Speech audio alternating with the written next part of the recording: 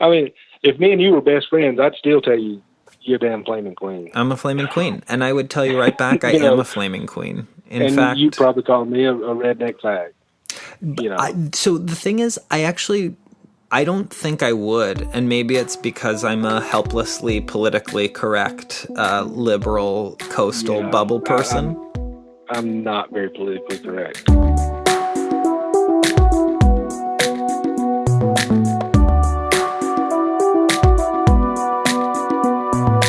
Hey, I'm Dylan Marin, and this is Conversations with People Who Hate Me, the show where I call up some of the folks who have written negative or hateful things about me on the internet. Now, before I begin, I wanted to share two pieces of exciting news with you. First, we passed 1 million downloads in our first month of release. This is so cool. Thank you. A bunch of you have written to me to share that this podcast has encouraged you to have difficult conversations of your own, and I can't tell you how much that means to me.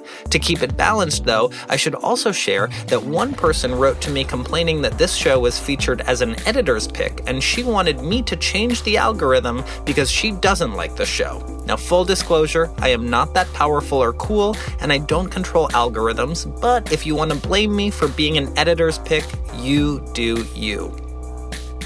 Second piece of news.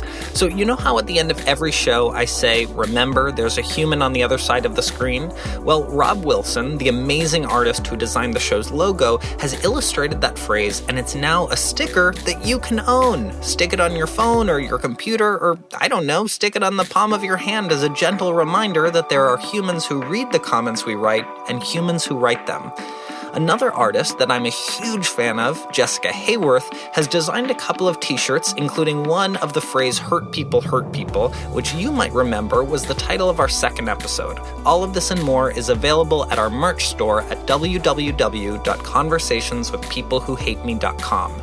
Your purchase supports the show so that we can keep making it. Okay, enough business. Let's get to the episode. Friends, it has finally happened. My guest on today's show wrote a comment about this show. Well, more accurately, he wrote it about me and the opinions I've expressed on this show.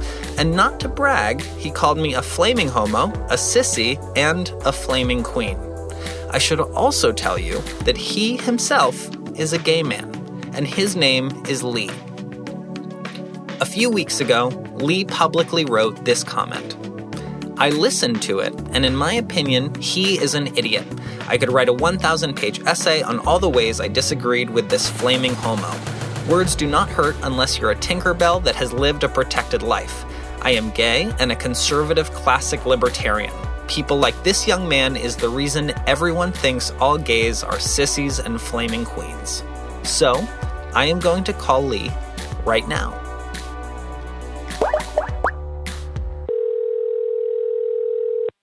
Hello. Hi, is this Lee? Yeah, how are you doing? Hey, good. How are you? Good. Sitting out on the porch enjoying this nice fall-like weather. Oh, you're sitting out on a porch. I'm jealous of you. I'm indoors and it's pretty cold up here. How about down there? It's like fall. Well, how are you doing today? Pretty good. Hold on, I'm getting a note from our audio producer. Is there any chance that he can move indoors? Oh, yeah. Lee, would it be possible for you to move inside just so we can hear you a little more clearly? Yeah, I can do that. Okay, how's this? A million times better, says our audio producer. You've just made his day. So, Lee, let's just start off. What prompted you to write that comment? Anna, who's on your show, and I are friends, because I listen to Anna's podcast, and the whole time I'm listening to it, I'm like, oh my God. I was ready to just like scream at my iPad the whole time I was listening to it. Because of me. Mostly, yeah. Okay, great. What an honor. I'll put that on my resume. I'll say, I made Lee want to scream. I made some redneck from Georgia want to scream. Here is a clip from the conversation that Lee is referring to. For context, Anna and I are talking about whether or not catcalling on the street counts as harassment. But if they're just like, standing on the street, like whistling at me or across the street yelling something at me, then I'm not feeling endangered. I would absolutely call words an assault because I feel unsafe. I spoke a little out of turn when I said you're an idiot, but I do think that some of the way that you think is built on living in a bubble. Having never experienced things outside of your bubble, as far as dealing with, like, you're from the North, I'm from the South, and I think a lot of we disagree a lot on people and people's intentions behind a lot of the things they do. So that's kind of what prompted it. You said something interesting at the end of the comment. You said, people like this young man is the reason everyone thinks all gays are sissies and flaming queens. Why did you write that specifically? Well, I'm a 46-year-old male, gay, and 9 times out of 10, well, actually probably 10 times out of 10, in a conversation with someone, invariably the thing that's always said to me is, I'd have never known you were gay if you didn't tell me. I'm 6'4", weigh 300 pounds, have long blonde hair, a beard, very country. People tend to stereotype people. They believe that all black people speak in broken ghetto speak and dress like hoodlums. They think all rednecks are illiterate, gun-toting, hate everybody in the world other than themselves. They think every person that lives in a trailer park is trash, and they think every gay person wants to be a unicorn that dresses like a fairy and talks real loud. And you thought I was that person? You have that very high-pitched voice, and people tend to go, oh, well, that's the way all gay people are. It's aggravating. But I also just wanted to let you know that I have spoken this way and acted this way like all my life, from before I was even like actively consuming and aware of media and stereotypes. So the way I speak, the way I act is very natural to me. And if that means that I'm a sissy or a flaming queen, then so be it. I'm a sissy and a flaming queen. And and maybe this is because I'm a coastal liberal living in a little echo chamber, but this is how I speak. This is how I act. I'm not going to try and act in a way that society tells me is manlier, because that's just not who I am. And yeah, I kind of just wanted to say that out loud, to say that it wasn't like I was like, ooh, there's a stereotype, I want to fill that stereotype because that's who I am. You know what I mean? Oh, no, totally understand. And okay, even though, like you started, you've always talked that way, you've always acted that way. But the unfortunate part is it does fit into the stereotype. And it's not your fault. It's the way we as a community, the gay community, have been presented to the general public. Again, most of what we're getting this from is news, TV shows. They're always going to portray 99% of the time on a TV show. They're going to portray the gay guy as the effeminate male in the group. So, Lee, before we continue, and only as much as you're comfortable sharing, tell me about you. Let's see. I'm 46 years old. I born and raised in the South. I never lived more than 45 minutes from where I was born. I was from 2 years old till I was an adult. My grandparents raised me, had full custody of me. My father was shot and killed when I was 21 months old. Do you remember that at all? Actually, I do not. Yeah. It was actually, from what I'm told, he was actually shot mainly because of me. Whoa.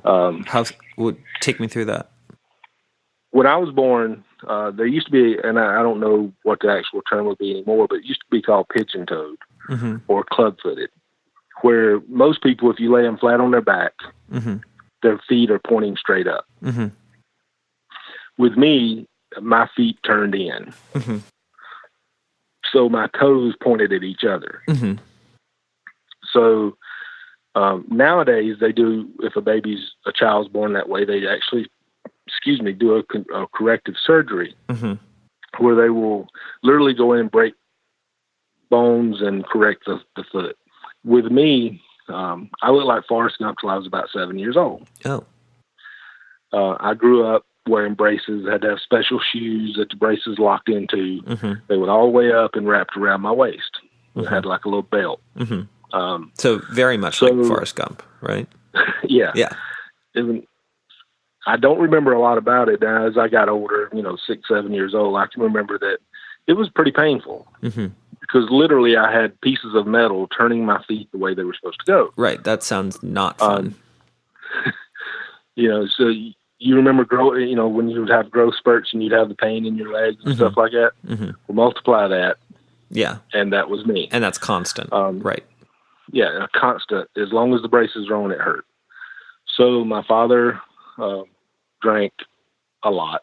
At the particular time this happened, my father was abusive to my mother. When I guess she finally got a belly full of it, she went and bought a pistol. He came home one night drunk. 2 of my brothers were gone. One was at one grandparent's house and the other one was at another grandparent's house. And there were 2 of us at home. I was sitting on the porch in a chair. And from what I'm told, was always told, was I would whimper, but I didn't really cry all the time about it, but unless my dad was home. And the reason I would cry when he was home was because, children are smarter than people give them credit for being. He would make my mother take the braces off. Oh. So I learned at a very young age that, hey, if I start crying when he's around, he takes the pain away. So I would start crying. Well, he came up home. We were sitting on the porch. I started crying. He slapped me out of a chair. And my mother stood up to him about it. And he picked up a pipe, started at her, and she shot him in the chest 3 times. Jeez. He later died in the hospital due to loss of blood from gunshots, not actually from the gunshot wounds themselves. Right. They didn't hit any vital organs. And my mother went to jail she got 14 years for involuntary manslaughter. They didn't have domestic violence laws then. So she didn't get off on self-defense? No. Because he never actually hit her that time. And like I said, back then, this was in the early 70s, they didn't really have domestic violence laws. Right. Meaning that, back then, the cops couldn't prosecute unless she pressed charges. It wasn't a matter of if you call the policeman, they show up and they see that he's beat her, they can press charges based on what they see now, at least in Georgia. Back then, they couldn't. If she said, nope, don't want to press charges, there wasn't nothing they could do about it. Even if she pressed charges, if she, come trial time, decided, you know what, I don't want to testify against him, so no, the DA would have to drop charges. So anyway, she shot him. His mother, my grandmother, was a Jehovah's Witness.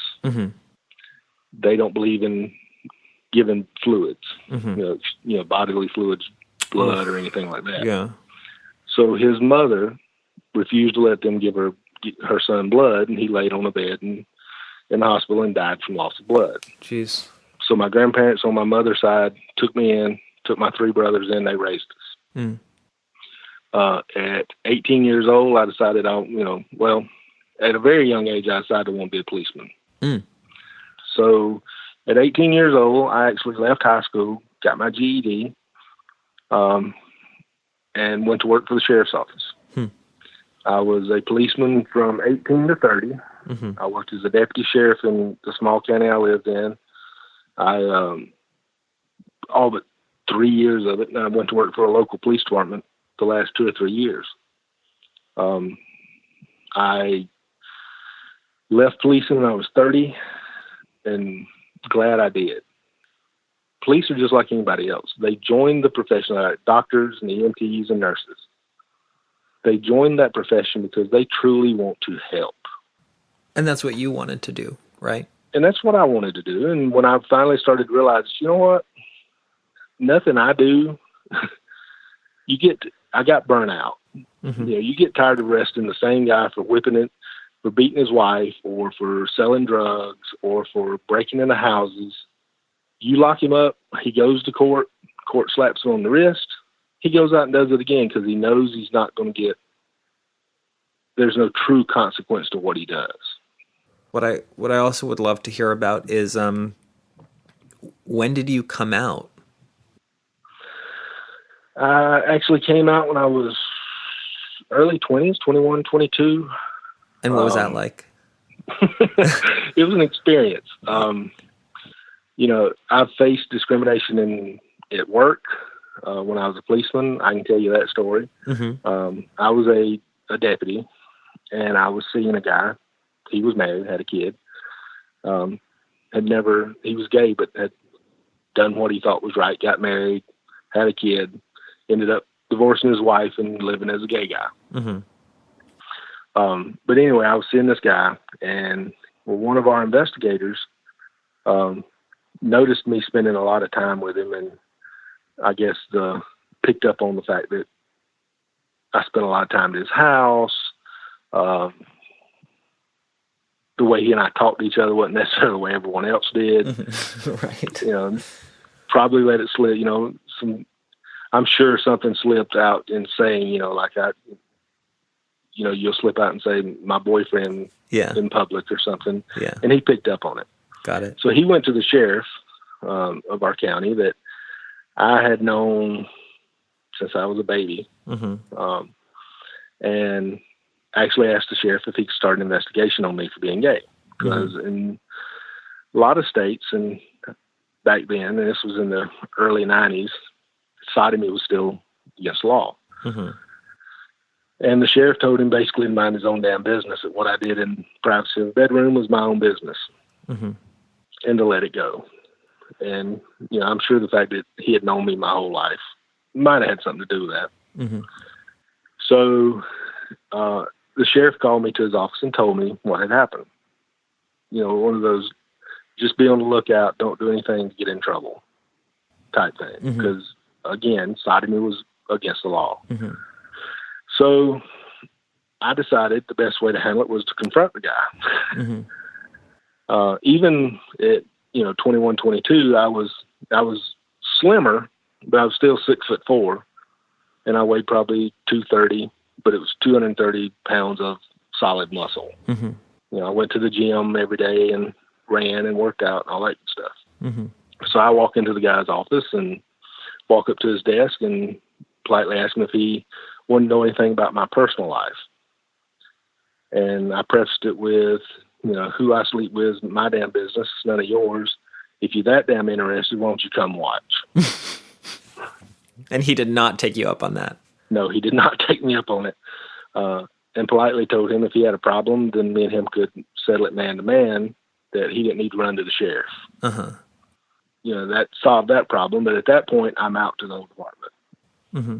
Hell, I'm out to the whole county at that point. Right, seriously.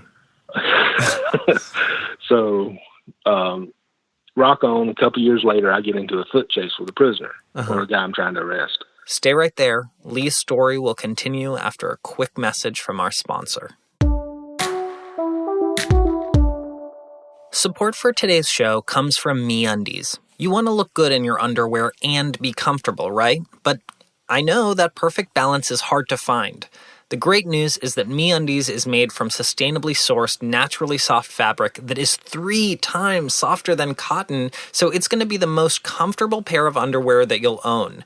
MeUndies has the support that you need and that soft, eco-friendly fabric that you will love. 100% satisfaction guaranteed. And right now, MeUndies has an exclusive offer for just my listeners. You can get 20% off your first pair plus free shipping. And don't forget about that 100% satisfaction guarantee. If you don't love your first pair, you'll get a full refund. I mean, this is a no-brainer. 20% off, free shipping, and a 100% satisfaction guarantee. What are you waiting for?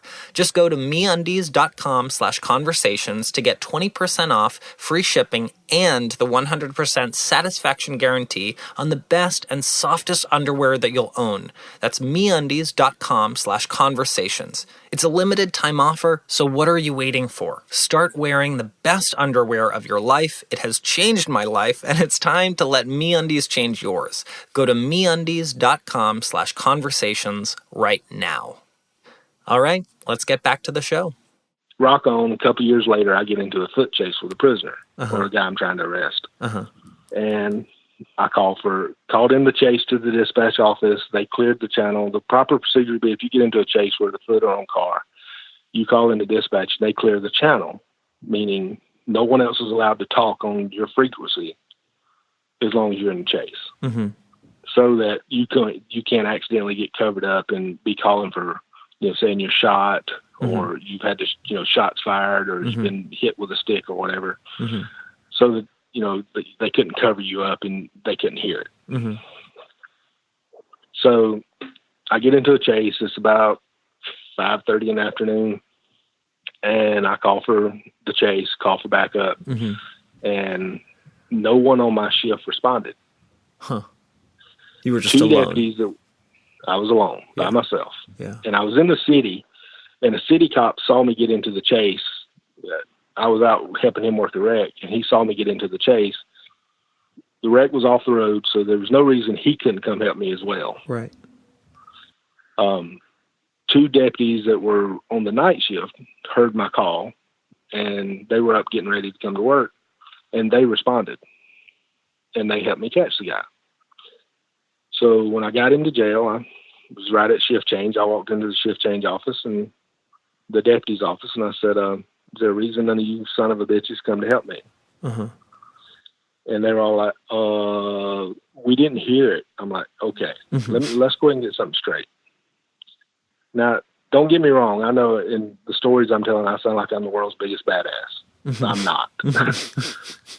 But I stood up for myself. I walked in, I said, let's get something straight. You need help, I'm going to come help you. I need help, you better come help me. If you don't, the next time you better hope whoever I'm chasing kills me. Because if he doesn't, one at a time, we're going to fight. And when I whip your ass, it's going to be all over this county that you got beat up by the gay guy. And I'm not going to have it. We all are here to help one another. And if you don't want to help me, then don't expect me to help you. And after that, I never had another problem.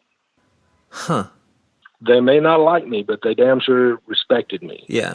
I don't want to overanalyze this, but it sounds like you, throughout your life, you have kind of gained respect and gained standing with people by asserting your masculinity. Is that fair to say? Yeah. Yeah. I mean, I would agree with that. I mean, law enforcement back then was an extremely male-dominated field of endeavor. And I was the gay guy, and they chose to disrespect me by not backing me up. I mean, that's worse than disrespectful. That's dangerous, right? It's putting my life in danger.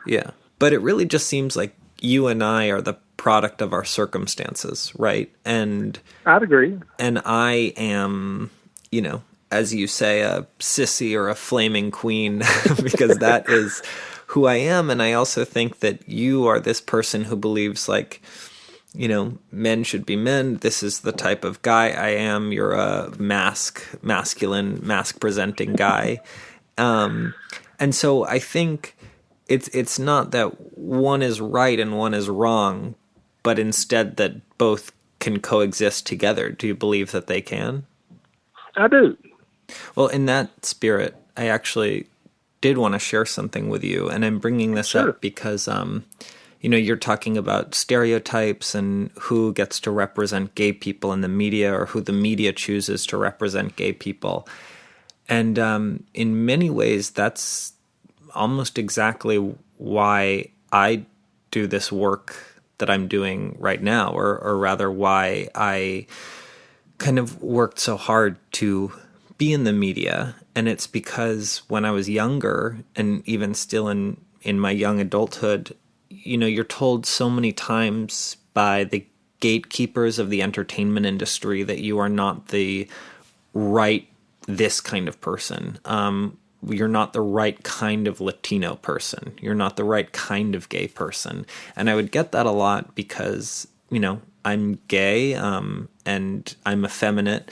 And a lot of times I felt like I was too effeminate, to be a public gay person. I was not stereotypically brown enough, stereotypically Latino enough to represent Latino people. And so I feel like SJW term coming your way, get ready. But at the intersection of those two identities, I felt that because those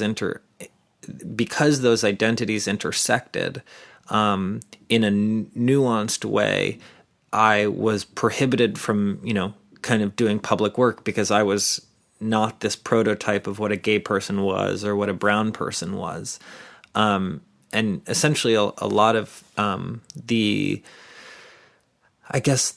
fire that is lit within me is driven by this desire to bring nuance to what people think of a brown person, what people think of a queer person, a gay person.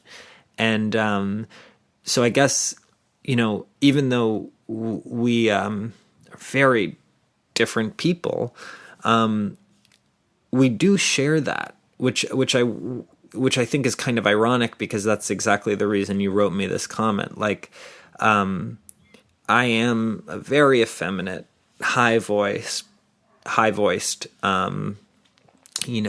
gay guy, but I also don't see many people like me represented in media, and I want to make media that I don't see happening. I wanted to make a podcast that did have two people's different opinions, but it wasn't this like yelling, screaming debate match, which, right, as you know, that's not what this is. And I applaud the fact that you do that. Mm-hmm. We as a people are everyone's complicated. Everybody, when you sit down and you talk to them, you find out that they're not as two-dimensional as you would think. Mm-hmm. Everyone has multifacets. Their way of thinking on one thing. Again, life determines how you think. Mm-hmm. What's happened to you in your life. Would I still say you're a flaming queen? Yeah, sure. But by the same token, I'm a big old redneck, and I own the fact that I'm a big country redneck. Mm-hmm. I grew up fishing, hunting, killing animals during hunting season. Yeah. Do I do that now? I haven't been hunting I ain't been hunting in 30 years. Yeah. Or almost. Well, look at us, a flaming queen and a redneck on the phone together. I'm as down to earth as anybody you'd ever want to meet. I'm, unfortunately, just like everyone else in the world, my opinions a lot of times are based on just what I see. And it's something I said that everyone does. You see something, you form an opinion based on it, and you don't research. In this case, I formed an opinion. Mm-hmm. You contacted me. We talked to one another. We talked on Facebook Messenger quite a bit, and then mm-hmm. We switched to a phone conversation. We spoke for almost 2 hours, mm-hmm. basically recounting pretty much everything we did here. Mm-hmm. And therefore my opinion of you changed, just like I would hope your opinion of me changed. Yeah. Well, I just think you're a real person now. You're not just a Facebook comment, Right. Yeah. The one thing that I think we all hate are those keyboard warriors that are not willing to get on face to face, which we're not, but we're on the phone, that face to face are not willing to back up what they say. Yeah. You know, and they don't have a true reason for what they said. Do you fit the stereotype? Sure. Is that necessarily a bad thing? No. Yeah. I do just want to ask this though. Sure. Lee, do you regret writing this comment? It's hard to go back and say and regret something. Did my opinion change? Yes. Did at the time, and unfortunately you can't go back and fix it as far as, because that was my opinion. My opinion has changed. Would I, if I'd have done more research on you and maybe tried to converse with you before I wrote the comment, would I have written it? No. Or at least not in the terms I used. I mean, if me and you were best friends, I'd still tell you, you're a damn flaming queen. I'm a flaming queen. And I would tell you right back, I am a flaming queen. In fact, you probably call me a redneck fag. You know. So the thing is, I don't think I would, and maybe it's because I'm a helplessly politically correct, liberal, coastal bubble person. I'm not very politically correct. But that's okay. And look at us. We're on the phone together. I try to be politically correct. Maybe you don't. And here we are just living our best lives. A flaming queen and a redneck together. You can be truthful and be tactful. And unfortunately, in my comment, I was not exactly tactful. But that's okay. You're being very tactful now. I mean, like, this is what matters. This is how I'm always going to remember you, right? Not from your comment. Oh, yeah. I've thoroughly enjoyed our conversations, and I hope I didn't come across as a blubbering idiot. No, not at all. You come across as a person who's you. Or, you know, a lot of people would probably say, you know, an uneducated redneck from the South, and that's not untrue. But just because you're uneducated doesn't mean you're not intelligent. Right. Everybody should be willing to do what you and I did. Yeah. And that's sit and talk.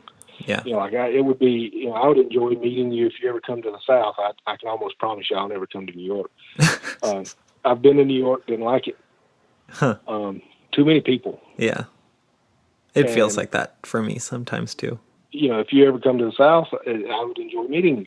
I would love that. Because this is not typical of me as far as I'm not a person that talks on the phone.